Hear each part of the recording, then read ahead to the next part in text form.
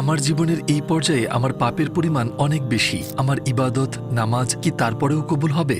একটা প্রচলিত ভুল ধারণা রয়েছে যে আপনাকে ইবাদত করতে হলে পাপমুক্ত হতে হবে, কিন্তু এটা যদি সত্যি হতো তবে কেউ কখনো নামাজ বা হিজাব পড়া শুরু করতে পারত না। আমরা ত্রুটিপূর্ণ সত্তা, আমরা হোঁচট খাই এবং আবার উঠে দাঁড়াই। নামাজের মাধ্যমে আপনি আল্লাহকে বলেন, হে আল্লাহ, আমি ভুল করেছি, কিন্তু আমি আপনার কাছে ফিরে এসেছি। আপনি স্পিড লিমিটের চেয়ে বেশি 200 কিলোমিটার প্রতি ঘন্টায় গাড়ি চালাচ্ছেন। আপনি কোনো সিট বেল্ট পরেননি। পুলিশ আপনাকে থামালো এবং জিজ্ঞাসা করলো কেন আপনি স্পিড লিমিট মানছেন না।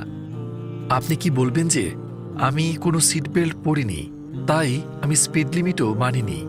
অবশ্যই না। একইভাবে একটা বিধান অনুসরণ না করার মানে এই নয় যে আপনি অন্য বিধানগুলোকেও অনুসরণ করবেন না। ইবাদতের সাথে ত্রুটিপূর্ণতার সম্পর্ক নেই।